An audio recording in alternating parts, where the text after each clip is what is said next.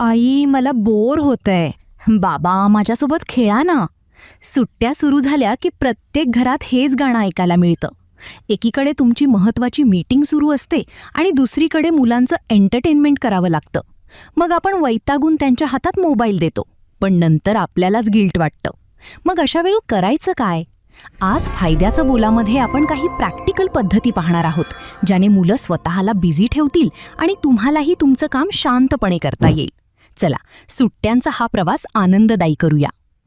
Bore होणं वाईट नाही, तर गरजेचं आहे. सर्वात आधी एक गोष्ट समजून घ्या. मुलांचं मनोरंजन करणं ही तुमची 24 तासांची ड्युटी नाही. खरं तर मुलांनी बोर होणं हे त्यांच्या कल्पनाशक्तीसाठी खूप चांगलं असतं. जेव्हा मुलाला काहीच करायला नसतं तेव्हाच त्याचं डोकं चालायला लागतं की आपण आता काय नवीन करू शकतो. त्यामुळे मला बोर होतंय हे ऐकल्यावर लगेच अपराधी वाटून घेऊ नका. त्यांना सांगा, बोर होणं चांगली गोष्ट आहे, बघ तुला काय सुचतंय ते. त्यांना स्वतःचा वेळ स्वतः मॅनेज करायला शिकवणं हा या सुट्टीतला सर्वात मोठा धडा आहे. बोर्डम जार. एक सोपी युक्ती करा. एक काचेची बरणी घ्या आणि त्यात लहान चिठ्ठ्या टाका.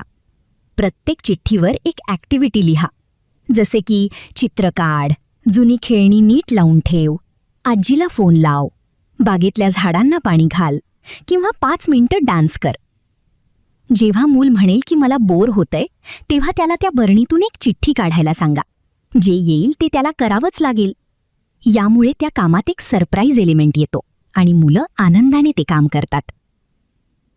तुम्ही कामात असताना त्यांना कसं गुंतवाल? त्यांना काही प्रोजेक्ट्स द्या जे पूर्ण करायला वेळ लागेल. उदाहरण, आज तुला या जुन्या पुठ्ठ्यापासून एक किल्ला बनवायचा आहे. दुसरी महत्त्वाची गोष्ट म्हणजे स्पेशल 10 मिनिटं. तुमच्या कामातून दर 2 तासांनी फक्त 10 मिनिटांचा ब्रेक घ्या. त्या 10 मिनिटात मोबाईल बाजूला ठेवून पूर्णपणे मुलांचे व्हा. त्यांना सांगा, पुढचे 2 तास मी काम करणार आहे, पण त्यानंतर आपण 10 मिनिटं कॅरम खेळू. जेव्हा मुलांना माहिती असतं की आई बाबा आपल्याला वेळ देणार आहेत, तेव्हा ते मधल्या काळात तुम्हाला त्रास देत नाहीत. स्मार्ट घरकाम आणि स्क्रीन टाईम. तुमच्या रोजच्या कामातच त्यांना सामील करून घ्या. मटार सोलणं असो, कपड्यांच्या घड्या घालणं असो किंवा झाडांची निगा राखणं.